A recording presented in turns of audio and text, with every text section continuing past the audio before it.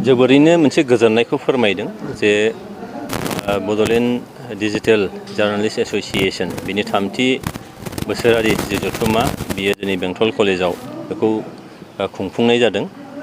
मानोना गोजोननायनि गुबै ओंथिया बेनो जे जोंनि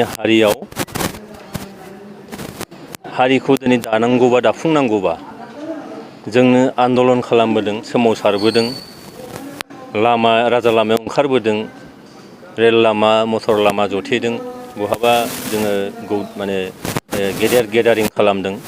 बेजों हारिया मोनसे लेभेलसिम निस्सय दावखोबोबाय। जों मोनसे जांख्ला जों हयथ' मोनफैबाय। नाथाय जोंहा हारियाव दिनैनि थारिखआव जिथु मेलेमनि दावहा जायो, बे मेलेमनि दावहायाव जोङो उनफिननानै दङ आरो बे जाहैबाय जोंहा खौरां बिजोंनि गेजेरजों जोङो दावहा नांनांगौ। जोंनि हारिनि जोंनि हारिमु, जोंनि राव हारिमु, दोरों, रांखान्थि, समाजखान्थि, राजखान्थि बिथिं बे दिनै माबायदि जौगानानै दं बेफोरखौ दिनै जोंनि बुहुम बिखायाव बोरलानानै होनांगौ जायोब्ला थार ओंथियाव दिनै जोंनि बे खौरां बिजोङा जोबोद गोनांथार जादों।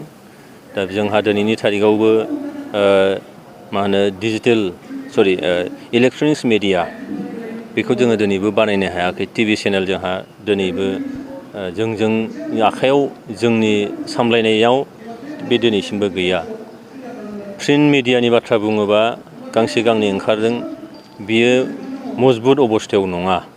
दा बेजों होमब्ला जोंनाव बोरैहाय कलामनिस्ट ओंखारगोन, बोरै मोनसे क्रिटिक्स मानसिफोर ओंखारगोन, बा जोंनि समाजाव राग'नाय, रांखान्थियाव राग'नाय, गुबुन गुबुन बिथिङाव गियानि मानसिफोरनि जि बाथ्रा बिथांमोना फैनानै बाथ्रा बुंनायनि जिखिनि स्कप, बे स्कपा दिनै गैया जादों। दिनैहाय नुबाय बे टिभि चेनेलनि गेजेरजों, इलेक्ट्रनिक्स मेडियानि गेजेरजों जों नुदों मोनसे हारिमुनि गाग्लोबनाय बे दिनै जाबाय थादों।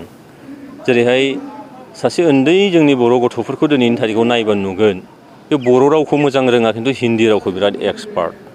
दा बेजों जोंहा मा जालांनो नागिरदों जे हारियाव मोनसे जेनेरेसन गेप फैनायनि मोनसे गिथावथाव मोनसे थासारि फैदों।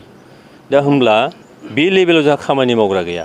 मानोना जों दिनैबो जोंनि रावाव बै गथ'फोरनि थाखाय खराग होनो हानाय बेबायदि जिनिसफोर, बेबायदि फिक्सनफोर, बेबायदि माखासे जायखौ कार्टुन होननानै बुंदों बेखौ जों दिनैबो बानायनो हायाखै।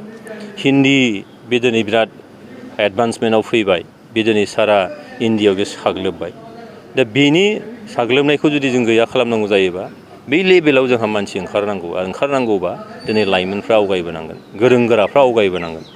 बेखायनो दिनै डिजिटेल खौरां बिजोंनि गेजेरजों खना खनला जानाय जाथायफोर, मोजां मोजां खामानिफोर, बेखौ दिनै रायजोनो बोर लानानै होनांगौ, खोन्थानांगौ, बे मेसेजखौ हैनांगौ।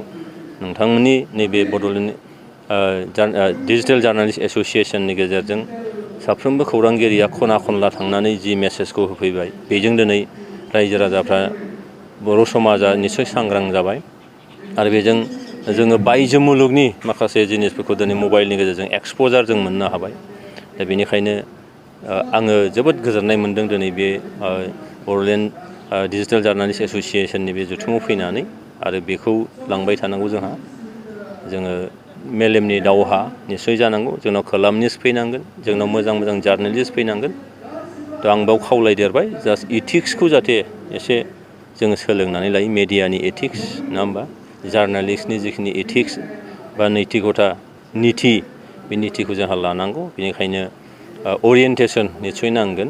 आरो बे अरियेन्टेसन मोनोबा जोंनि राफोद लाइमोनफोर, दा जायफोर डिजिटेल बे जार्नालिस्ट एस'सिएशनाव दङ, आरोबाव साबसिनाव खामानि मावनो हागोन, जायजों जोंनि हारिया निस्सय जौगालांनायनि जांख्लाजों आवगायलांगोन। सार, माखासे लाइमोनफ्रा आं खावलायदों जोंनि लाइमोनफोरनि मोनसे बियो आन्दलन जानांगौ।